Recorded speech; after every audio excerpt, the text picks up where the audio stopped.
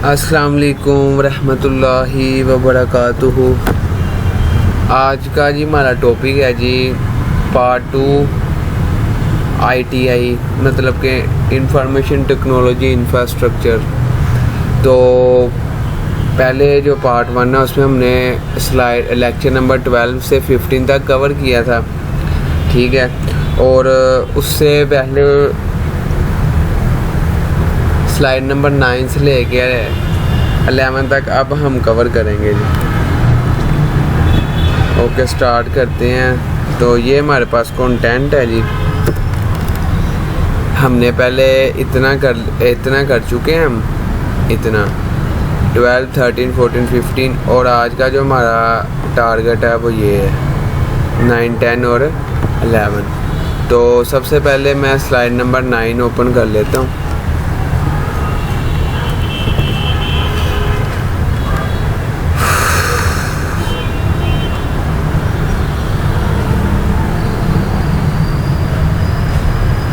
Okay, then जी सबसे पहले हमारे पास आ रहा है जी मैनेजिंग बोटलनेक। इसका मतलब होता है रुकावटों का इंतज़ाम करना, ठीक है। बोटलनेक का मतलब होता है रुकावट और मैनेजिंग का मतलब है जी इंतज़ाम। ओके, तो अभी हम देखते हैं जी इसको आज के the performance of a system. Wait a second, here enough।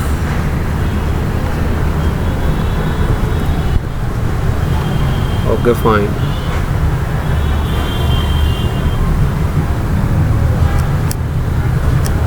The performance of a system is based on performance of all its components, the interoperability, ठीक है। मतलब कि कंप्यूटर सिस्टम के लिए ऐसे अज्जा जो मुख्तलिफ माहौल में काम करने के अहल हों, ठीक है। Of various components, a component causing the system to reach some limit is referred as a bottleneck of the system. Every system has at least one bottleneck that limits its performance. If the bottleneck does not negatively influence performance of the complete system under the highest expected load, it is okay। अच्छा, अब ये सबसे पहले हमने समझने की कोशिश करनी है कि परफॉर्मेंस है क्या। तो परफॉर्मेंस असल में इधर लाया कर रही है, मतलब कि जो ये असल में ना एक हमें IT ब्लॉक दे दिया गया था, IT इंफ्रास्ट्रक्चर ब्लॉक, ठीक है। और उसके ऊपर हमने स्टडी की है। तो आज उसका जो पार्ट नंबर है, मतलब कि ये ऑलरेडी कवर कर चुके हैं हम पीछे मिड में। Application management, platform management, infrastructure management और उसके बाद अवेलेबिलिटी हमने स्लाइड नंबर 8 तक देख ली है। अब ये जो परफॉर्मेंस है ना, ये हम कवर कर रहे हैं, ठीक है। परफॉर्मेंस पे अब बात आ गई है। तो परफॉर्मेंस अगर देखा जाए तो नॉन फंक्शनल रिक्वायरमेंट्स में भी आती है, ठीक है। तो परफॉर्मेंस के ऊपर हम बात कर रहे हैं जी। Performance of a running system. Running system से क्या मुराद है? जो सिस्टम ऑन है, ठीक है। तो परफॉर्मेंस आपके ख्याल से क्या हो सकती है? परफॉर्मेंस एक्चुअल में आपके सिस्टम को सिक्योरिटी प्रोवाइड करती है, ठीक है। और आपके सिस्टम को मुख्तलिफ रुकावटों से बचाती है, ठीक है। और जहाँ पे रुकावट लगाने की ज़रूरत होती है, मतलब कि रिस्ट्रिक्शंस, वहाँ पे रिस्ट्रिक्शंस भी लगाती हैं ताकि कोई अटैकर्स ना अंदर चला जाए, ठीक है।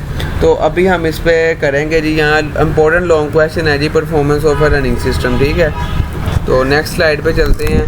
तो यहाँ पे लिखा हुआ है जी मैनेजिंग बोटलनेक। तो मैंने ये आगे रीड कर दिया। तो इसके अंदर कॉन्सेप्ट लेने वाली ये बात है कि ये बताता है कि सारे सिस्टम की सारे जितने भी कंपोनेंट्स हैं उनकी परफॉर्मेंस ओके है, ठीक है। वो इस चीज़ पे बेस करता है। और जो मतलब के कंपोनेंट्स इसके साथ अटैच हैं सिस्टम के साथ, ठीक है। तो क्या वो इस चीज़ के अहल भी हैं, मतलब कि वो एक्सेप्टेबल हैं, इस चीज़ पे करता है। और वो बता रहा है कि ये हर जो सिस्टम है ना, every system has at least one bottleneck के उसके ऊपर होती है बोटलनेक लिमिट इस परफॉर्मेंस, ठीक है। तो असल में ये परफॉर्मेंस में क्या रोल अदा कर रही है, ये असल में रिस्ट्रिक्शंस लगाती है ताकि कोई अटैकर्स ना इस पर हमला कर ले। परफॉर्मेंस टेस्टिंग के आगे 3 टाइप्स आ रही हैं जी, लोड टेस्टिंग्स, ठीक है, स्ट्रेस टेस्टिंग, और हमारे पास आती है एंडोरेंस टेस्टिंग। अच्छा, अब लोड टेस्टिंग के अंदर वो बता रहा है जी यहाँ पे कि दिखाता है कि सिस्टम मुतवक्का बोझ के तहत कैसा काम करे। मतलब कि सिस्टम के ऊपर आपने प्रोसेसेस 2-3 एप्लीकेशन यानी कि यूबंटू ही लगा लें, यूबंटू ओपन कर लिया, ठीक है, ऑपरेटिंग सिस्टम, तो वो मतलब कि कैसे का काम कर रहा है, ठीक है। मतलब कि अगर तो आपके 2 GB रैम लगी है फिर तो ज़ाहिर सी बात है कि आपका सिस्टम जो है वो हैंग होना शुरू हो जाएगा, लेकिन अगर 4 लगी है तो कदरे बेहतर चलेगा, लेकिन अगर 8 रैम है तो वो स्मूथ चलेगा। तो उसके बाद आता है जी स्ट्रेस टेस्टिंग, ठीक है। तो स्ट्रेस टेस्टिंग के अंदर वो बता रहा है कि ये दिखाता है कि कोई निज़ाम मतलब कोई सिस्टम बहुत ज़्यादा बोझ के नीचे होता है तो किस तरह का मतलब कि अब वही बात ना कि आप की कैपेसिटी से ज़्यादा आपके ऊपर काम डाल दिया, ठीक है, तो सारी बात है आपका सिस्टम जो है वो थोड़ा स्लो हो जाएगा, उसकी परफॉर्मेंस इतनी हाई नहीं रहेगी। फिर उसके बाद आता है एंडोरेंस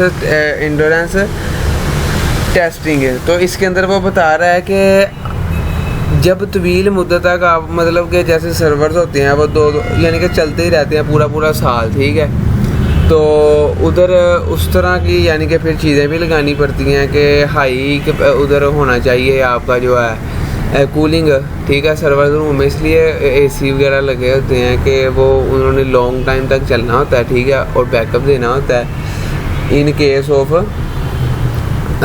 केस ऑफ कोई डिज़ास्टर, ठीक है। तो ये तीनों में डिफरेंस यही है कि पहले में कम है, ठीक है, लोड, दूसरे में ज़्यादा लोड है, और एंडोरेंस में सबसे ज़्यादा लोड है लॉन्ग पीरियड ऑफ टाइम, ठीक है। तो ये इंपॉर्टेंट क्वेश्चन है जी। उसके बाद परफॉर्मेंस टेस्टिंग ब्रेक पॉइंट क्या होता है। अच्छा, ब्रेक पॉइंट में वो कहता है कि ऐसा पॉइंट, ठीक है, जहाँ पे हम ब्रेक कर देते हैं, ठीक है, जैसे कि रैम्प अप द लोड। अब रैम्प अप द लोड में मतलब है इसका बोझ को बढ़ाना, ठीक है, रैम्प अप होता है बोझ को बढ़ाना, इधर लिखा भी होना, ये देखिए, बोझ को बढ़ाना। वर्चुअल सार्फिन की एक छोटी तादाद के साथ शुरू करें, वक़्त के साथ तादाद में इजाफा करें, ठीक है। मतलब कि आप ना पहले छोटे यानी कि उसके अंदर एंटर करें यूज़र, फिर आप देखें कि अगर सिस्टम सही चल रहा है फिर उसको ज़्यादा कर दें, ठीक है। फिर इसके बाद कह रहा था test result shows how the performance varies. जैसे ये डायग्राम में बताया गया कि जब जो है ये जो है performance varies with the load given a number of users versus response town, कि जो रिस्पॉन्स टाउन है ना वो अप होता जाएगा जब नंबर जो क्या नंबर ऑफ यूज़र क्या हैं अप होते जाएंगे, ठीक है। तो यानी कि जिस पॉइंट के ऊपर वो जाके अप होना शुरू होता है उसको कहते हैं जी ब्रेक पॉइंट, ठीक है। उसके बाद आ रहा है जी परफॉर्मेंस टेस्टिंग। कह रहा है कि typically uses testing software, typically यानी कि अब जो टेस्टिंग के सॉफ्टवेयर होते हैं वो ज़्यादातर इस्तेमाल होते हैं किन चीज़ों के लिए, वो इधर बता रहा है कि 1 or more servers to act as injectors, ठीक है, each emulating a number of users, each running a sequence of interaction. फिर उसके बाद कंडक्टर आ जाते हैं जिस चीज़ों को कंडक्ट करते हैं, टेस्ट को कंडक्ट करते, coordinating task, gathering matrix from each of the injectors, ठीक है, कलेक्टिंग द, वो मैंने बताया ना आपको, कलेक्ट करते हैं जो कंडक्टर होते हैं, ठीक है। और इंजेक्टर क्या होता है, इंजेक्ट करता है मतलब कि इनपुट करवाता है, रन करवाता है, इधर लिखा भी हुआ है। इंजेक्टर के तौर पर काम करने के लिए एक से ज़्यादा सर्वर्स हर एक मुतअद्दिद सार्फिन की तकलीद करता है, हर एक तामल को एक सिलसिला चला रहा है, ठीक है। उसके बाद कंडक्टर का कामों को मरबूत करना, ठीक है, हर एक इंजेक्टर से मैट्रिक्स जमा करना। मतलब कि इन दोनों में फ़र्क ये है कि इंजेक्टर जो है वो चीज़ों को इंजेक्ट करवाता है, मतलब कि इनपुट करवाता है, और कंडक्ट जो है वो कलेक्ट करता है, ठीक है, जो इंजेक्टर ने उसके अंदर इंजेक्ट की होती हैं। इंजेक्ट लफ्ज़ निकला है इंजेक्ट से बना है इंजेक्शन, ठीक है। इंजेक्शन क्या है कि आपके अंदर वो इनपुट करते हैं बाजू में, ठीक है, तो वो जो भी डोज होती है वो आपको लगा दी जाती है। और कंडक्टर होता है, जैसे ये लफ्ज़ निकला है कलेक्ट से, ठीक है, कि कंडक्ट करना, कलेक्ट करना, ठीक है, चीज़ों को गैदर करना। उसके बाद आ रहा है जी परफॉर्मेंस ऑफ रनिंग सिस्टम के अंदर परफॉर्मेंस टेस्टिंग है। उसके बाद वो बता रहा है कि performance testing should be done in production like environment production performance test in development environment usually led to result that are highly unreliable even when under powered test systems perform well enough to get good test results. The fast production system could show performance issues that did not occur in the test to reduce cause use a temporary high test environment. अच्छा जी, इसके अंदर सारी बात performance की हो रही है बार बार कि आपकी कारकर्दगी को कैसे अच्छा किया जा सकता है। वो बस यही बता रहा है बार बार कि आप जो है वो मतलब के चीज़ों को टेस्ट करें, ठीक है। अगर उनमें ख़राबी है तो आप उनको रिमूव करें, ठीक है। यही बताया जा रहा है कि should be done in production like environment, ठीक है। तो आप इसकी रिड्यूस कर सकते हैं कॉस्ट अगर आप कोई यानी कि एक आर्जी मतलब ले लेते हैं, ठीक है, टेम्पोरेरी, ठीक है, टेस्ट हाइड कर लेते हैं टेस्ट इन्वायरमेंट को, ठीक है। तो आप इसकी रिड्यूस भी कॉस्ट कर सकते हैं, पैसे वगैरह बचा सकते हैं। और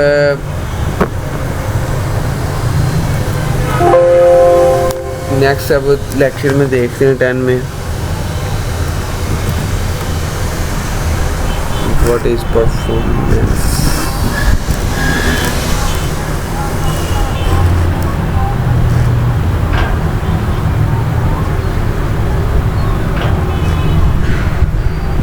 ओके जी, उसके बाद परफॉर्मेंस की आगे फर्दर आ रहा है कि परफॉर्मेंस के अंदर जो 80% है ना इश्यूज आते हैं वो बैडली बिहेविंग एप्लीकेशंस की वजह से आते हैं। अब बैडली बिहेविंग एप्लीकेशंस क्या हैं कि जो भी आप सॉफ्टवेयर यूज़ कर रहे हैं ना वो सही से परफॉर्म ना करे, तो उसको क्या कहते हैं, बैडली बिहेविंग एप्लीकेशन। अब कहता है कि application performance can benefits from, कि एप्लीकेशन के जो परफॉर्मेंस है उन्हें बेनिफिट्स कहाँ से मिलता है, डेटाबेस एंड एप्लीकेशन ट्यूनिंग से, ठीक है। प्रायोरिटाइजिंग टास्क, कौन सा काम पहले करना है, working from memory as much as possible, कि अपने प्रोसेसर को बिजी रखें, और making good use of queues and schedulers, ठीक है। और अच्छे यानी कि शेड्यूल बनाएं जिससे आपका सिस्टम जो है वो बेहतरीन काम कर सके। Typically more effective than adding compute power, तो कहता है कि आप जो है ना ऐड करने से कंप्यूटर की पावर, ठीक है, उसकी परफॉर्मेंस को हाई करें इस कामों से करके, ठीक है। तो यही चीज़ यहाँ पे लिखी हुई है, ठीक है। उसके बाद नेक्स्ट चलते हैं जी।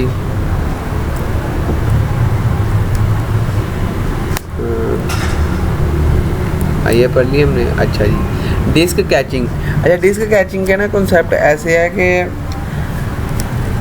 ये आपका जो डाटा है ना वो स्टोर होता रहता है पीछे ना, कैशिंग हो रहा होता है पीछे। किधर हो रहा होता है जी, आपकी ही मेमोरी के अंदर, जो आपको नज़र नहीं आ रहा होता, ठीक है। आपको स्पेशल विंडोज़ के जैसे हम यूज़र्स खोलते हैं ना, तो ऐसे ही मतलब कि मैं आपको एक सेकंड दिखाता हूँ। ये देखिए, मैंने ना विंडो R दबाया है तो वो नीचे रन ओपन हो गया, ये सामने आपका रन आ गया ना। अब यहाँ पे मैंने टेम्प ऑलरेडी लिखा हुआ है, मैं एक बार फिर टाइप करता हूँ। एक सिंपल टेम्प होता है, एक होता है परसेंटेज टेम्प परसेंटेज, ठीक है। यहाँ पे मैंने सिंपल टेम्प किया है, ठीक है, ये आपको नज़र आ रहा है, ठीक है। ये मैंने टाइप किया, मैं इसको एंटर करूँगा, एंटर हो गया। तो ये अब मुझे एक ऐसी फाइल पे ले जाएगा जहाँ पे टेम्पोरेरी फाइल्स भरी होंगी, ठीक है। ये देख सकते हैं आप कि ये इसका पाथ क्या है जी, लोकल डिस्क के अंदर, विंडोज़ के अंदर, टेम्पोरेरी फाइल के अंदर भरा हुआ है। अब आपको इसको सिलेक्ट आल करके डिलीट कर दें सबको, ठीक है। तो इससे क्या होगा जी, सिस्टम की परफॉर्मेंस को कोई फ़र्क नहीं पड़ेगा, ठीक है। फिर आप रिसाइकल बिन में जाएं, ठीक है, ऐसे रिसाइकल, सॉरी,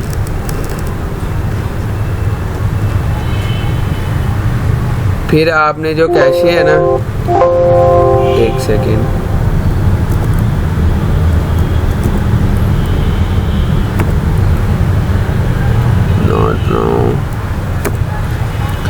अच्छा जी, फिर आपने जो चीज़ें डिलीट की थी ना, रन में जाके टेम्पोरेरी फाइल टाइप करके, उनको इधर से भी रिसाइकल से भी डिलीट कर दें, क्योंकि जो रिसाइकल पिन है ना हमारे पास असल में वो भी सी के अंदर जो है हमारी लोकल विंडोज़ के अंदर करती है एग्ज़िट, ठीक है, तो वो भी जगह लेती है रिसाइकल बिन भी। तो ये देख सकते हैं आपके, अब मेरा 5 GB डाटा जो है ना वो डिलीट हो रहा है, ठीक है। तो 5 GB कम स्टोरेज नहीं होती, मतलब कि 5 GB के आपके अंदर वो टेम्पोरेरी फाइल्स ही पड़ी हुई थी, ठीक है। तो इसको करने के बाद कंट्रोल R दबाएं तो रिफ़्रेश हो जाता है, तो दिस इज़ एम्प्टी, फिर अब वो बता रहा है। ये देखें थोड़ी सी इससे ना सिस्टम की परफॉर्मेंस जो है वो वेल हो जाती है। तो फिर आप देख सकते हैं, अगर आपने देखना है कि मेरा सिस्टम की कुछ क्लीन हुई है चीज़, तो यहाँ पे आप मेजर कर सकते हैं इसे सी ड्राइव के ऊपर ना। तो ये आप रिफ़्रेश करेंगे तो ये यानी कि अब 70 GB बाकी है, ठीक है। पहले यहाँ पे 65 था, अब 70 हो गया GB फ्री, क्योंकि 5 GB डाटा डिलीट हो गया। तो अभी नेक्स्ट अपने टॉपिक पे आते हैं। ये मैंने असल में आपको कैशिंग का कॉन्सेप्ट दिया, रियल टाइम जो यूज़ होता है ना। किधर गई slide number 10 here, let's see. अच्छा जी, वो कहता है कि ये mechanical device data slow by nature, ठीक है। डिस्क जो है ना वो जो इधर से हम DVD डिस्क वगैरह वो स्लो होती हैं। फिर caching can be implemented disk controller operating system all non used memory in operating system is used for disk cache over time all memory gets filled with previous stored. अच्छा, असल में ये ना कैशे बनती क्यों है, असल विंडो ने इसको बंद क्यों नहीं किया, या विंडो ने इसका क्यों इसकी जगह बनाई हुई है विंडोज़ के फोल्डर में। ये आपके ना प्रीवियस जो आपने सर्चेस की होती हैं ब्राउज़र पे, ठीक है, तो वो सारी निकालती है, ठीक है। और उसके अलावा फिर ना वो इसलिए रखती है कि जब आप दोबारा उस चीज़ पे काम करो तो आपको टाइम ना हो, ठीक है, रिक्वायर्ड। तो ये आपकी ये इसने लिखा भी हुआ है कि स्पीडिंग अप एप्लीकेशन कर देती है ये चीज़, ठीक है, स्पीडिंग अप एप्लीकेशन। फिर कैशे मेमोरी क्या काम करती है, वो बता रहा है कि cache memory stores all recently data from disk, stores some of the disk block following the recently disk. मतलब कि आपके जो प्रीवियस होती है ना हिस्ट्री, उसको सेव करवाती है ताकि आपको डाटा जो है वो जल्दी आप कर सकें। लेकिन इसका नुकसान यही है कि ये जगह बहुत घेर लेती है, जिसकी वजह से सिस्टम का जो है ना परफॉर्मेंस आहिस्ता आहिस्ता लो होनी शुरू हो जाती है। अब ये कैशिंग की एक बता रहा है एग्जांपल कि अगर 1 MB के अंदर कितने मतलब कि वो KB वगैरह जो है ना वो स्टोर करती है, ठीक है। तो अगर तो मतलब वो बता रहा है कि नेटवर्क के ऊपर है, तो उसने 1 MB में से 675 KB जो है ना कैश ही रख लेने हैं, ठीक है। और जो 25 पीछे बचे हैं जी 1000 में से बचे हैं पीछे जी 325 जो काम के हैं, और 625 कैशे बन गई है पीछे। और हार्ड डिस्क के अंदर भी वो यही चीज़ बता रहा है कि 105 ले लेगा, जिसकी स्पीड आगे बताई गई है कि 15 के RPM इसकी स्पीड होती है। और 4 के भी डिस्क ब्लॉक्स हैं मेन मेमोरी के अंदर, DDR3 रैम जो लगी होती है लैपटॉप्स में, तो वो 0.2 यहाँ से फैच कर लेगा, ठीक है। कौन कैशी जो है, ठीक है, CPU L ये कंपोनेंट्स हैं। और आगे उसको बताया कि यहाँ पे वो फैच कर रहा है डाटा, ठीक है, 1 MB के ऊपर इतना फैच कर रहा है, ठीक है। और आपको पता है कि यहाँ पे GB तक डाटा जाता है, ठीक है, तो वो उस हिसाब से मल्टीप्लाई कर देते हैं उस चीज़ को। ये उसने जस्ट 1 MB के ऊपर बताया। 1 सेकेंड ये ज़ान हो रही है, मैं पॉज़ करता हूँ।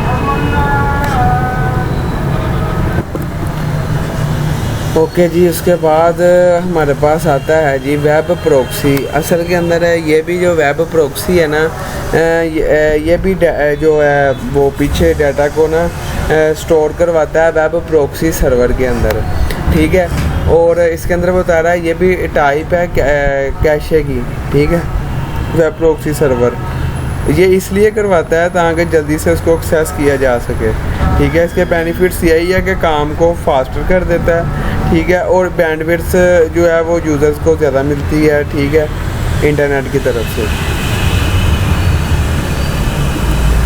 फिर उसके बाद आ रहा जी ऑपरेशनल डाटा स्टोर। तो इसका काम भी यही है जी, एन ऑपरेशनल डाटा स्टोर। ये असल में एक छोटा ना डाटाबेस का पार्ट है, ठीक है। तो मतलब कि जो मेन डेटाबेस है उसको फिर कम यूज़ करते हैं हम। ये जो है the performance of the main database is degraded, ठीक है, वो मतलब कि कम यूज़ होती है, ख़राब नहीं होती। ये लिखा भी हुआ है कि मेन डेटाबेस की कारकर्दगी ख़राब नहीं होती, ठीक है। तो ODS जो है वो ऑपरेशनल डेटाबेस है, ठीक है, जो मतलब के काम छोटे मोटे काम करने के लिए जो है ना वो इस्तेमाल होता है, ठीक है, फॉर अ स्पेसिफिक यूज़, ठीक है, retrieve from a small ODS database. फिर फ्रंट एंड सर्वर्स आ रहे हैं जी। फ्रंट एंड सर्वर्स का आपको पता है कि जो हमें GUI प्रोवाइड करते हैं, यूज़र फ्रेंडली इंटरफेस, ठीक है। तो ये करते हैं टू इंक्रीज़ परफॉर्मेंस। कहता है कि स्टैटिक डाटा जो स्टोर करना चाहिए हमें फ्रंट एंड सर्वर्स पे, जैसे पिक्चर्स आर गुड कैंडिडेट्स, ठीक है, तो GUI के अंदर ही आती है ना ये पिक्चर्स वगैरह, ठीक है। तो उसके बाद significantly lower the amount of traffic to back end system, traffic को हमें लो रखना चाहिए जिससे परफॉर्मेंस हमारी क्या हो जाती है, हाई होती है। In addition a reverse proxy can be use automatically cached from requested data. In memory databases भी आगे आ रही है जी कि ये स्पेशल हालात के अंदर, सर्कमस्टेंस के अंदर आप यूज़ करते हैं कि डिस्क की बजाय आप मेमोरी को यूज़ करते हैं, और ये क्रिटिकल सिचुएशन के अंदर यूज़ होती है, ठीक है। जैसे कि यहाँ पे लिखा हुआ है, इन मेमोरी डेटाबेस को इन हालात में इस्तेमाल किया जाता है जहाँ कारकर्दगी बहुत अहम होती है, ठीक है। आला कारकर्दगी वाले ऑनलाइन सिस्टम, ट्रांजैक्शन सिस्टम जैसे बैंक अकाउंट्स हमारे, ठीक है। तो SCADA सिस्टम जो है ये हाई काम के लिए यूज़ होती है इन मेमोरी डेटाबेस जो है आपके पास। तो अभी हम स्लाइड नंबर नेक्स्ट कवर करते हैं। 10 हो गई है, 11 पे चलते हैं। इसके अंदर अब सिक्योरिटी कॉन्सेप्ट्स आने वाले हैं, ठीक है, कि कैसे आपकी सिक्योरिटी जो है, लास्ट में हम पहुंच गए हैं उसके मतलब के जो इंफ्रास्ट्रक्चर था, ठीक है, ये आप दे सकते हैं। तो कैसे आपकी जो है परफॉर्मेंस के बाद आती है सिक्योरिटी। तो सिक्योरिटी आपको पता है कि वेरी इंपॉर्टेंट थिंग होती है IT इंफ्रास्ट्रक्चर के अंदर, ठीक है। तो अभी हम सिक्योरिटी को करते हैं और कहते हैं ये कॉम्बिनेशन है CIA, मतलब कि कॉन्फिडेंशियलिटी के ऑथोराइज बंदे को देना है अपना डाटा, इंटेग्रिटी के जो बंदे को डाटा दिया है वो दुरुस्त है, ठीक है, और अवेलेबिलिटी, और उसकी अवेलेबिलिटी 24 आवर्स होनी चाहिए। तो ये सिक्योरिटी जो है वो CIA के प्रोसेस से मिलके बनती है, ठीक हो गया।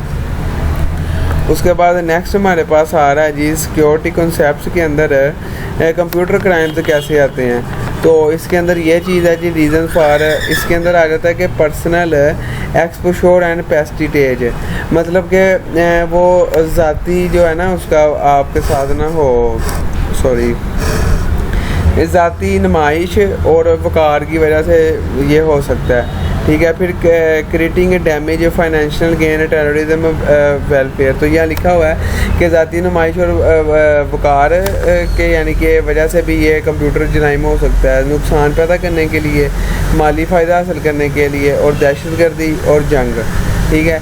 ये क्या है जी, सारे IT इंफ्रास्ट्रक्चर के ख़िलाफ़ जुर्म करने के वजूहात है, रीज़न्स हैं ये, ठीक है। इन वजूहात की वजह से मतलब कि कंप्यूटर जराइम जो हैं वो पैदा होते हैं।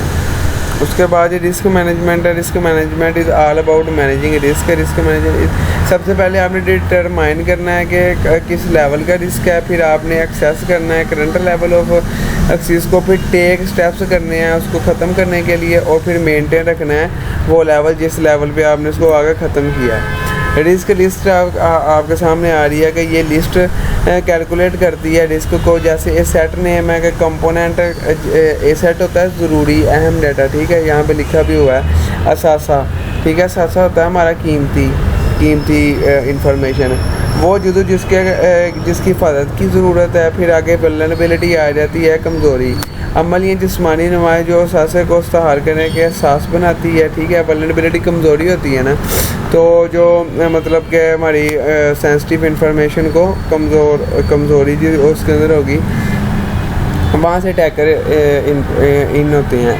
और उसके बाद हमारे पास आ रहा है जी एक्सप्लॉइट, ठीक है। A way to use one or more vulnerability to track and asset, एक से ज़्यादा तरीक़ों से सेंसिटिव इंफॉर्मेशन पे हमला करना। प्रोबेबिलिटी क्या है जी, प्रोबेबिलिटी में वो बता रहा है कि जो हमारे पास होते हैं मकान, ठीक है, कि किसी भी मतलब के डाटा के ऊपर जो है सेंसिटिव डाटा उसके ऊपर जो अटैक होने का इम्कान है ना, तो उसको बताना। असर जो है जी, ये इम्पैक्ट आता है जी, तो नुकसान की शिद्दत जब कमज़ोरी का इस्तेमाल किया जाता है, ठीक है। तो ये the severity of the damage when the vulnerability is exploited, ठीक है। उसके बाद इसके रिस्पॉन्स आ रहा है, तो इसमें 4 रिस्पॉन्सेज आते हैं। एक्सेप्टेंस ऑफ द रिस्क, ठीक है, अवॉइडेंस ऑफ द रिस्क, और ट्रांसफर्स ऑफ द रिस्क, और मिटिगेशन ऑफ द रिस्क। तो मिटिगेशन होता है ख़त्म करना, ठीक है, रिस्क को। यहाँ पे लिखा भी हुआ है रिस्क से बचना, रिस्क की कबूलियत, ख़तरे की मुंतकली, ठीक है, तो ख़तरे की तखफीफ और बकाया ख़तरा। अच्छा जी, उसके बाद एक्सप्लॉइड है जी, हम पढ़ चुके हैं कि एक्सप्लॉइड के अंदर क्या होता है कि डाटा आपका ना एक से ज़्यादा तरीक़ों से चुराया जा सकता है। जैसे की लॉगर्स हैं, ठीक है, की लॉगर्स आपका पासवर्ड किसी थर्ड पार्टी को सेंड कर देंगे। नेटवर्क स्निफर्स हैं, ये नेटवर्क के ऊपर बैठ के आपकी इन्फॉर्मेशन जो ज़रूरी है उसको गेट करेंगे, ठीक है, और आपको पैकेजेस दिखाएंगे नेटवर्क के, जिसकी वजह से जो यूज़र है वो कॉम्प्रोमाइज़ कर जाएगा। डाटा ऑन बैकअप टेप्स हैं, तो ये outside of the building get into wrong hands, ठीक है। तो उसके बाद आ रहा है जी डिस्पोज पीसी, ठीक है, करप्ट और डिससेटिस्फाइड स्टाफ और एंड यूज़र्स, कि आपको कोई ऐसी मलिशियस वेबसाइट पे ले जाए जहाँ पे आपका डाटा जो है वो चोरी कर सके, ठीक है।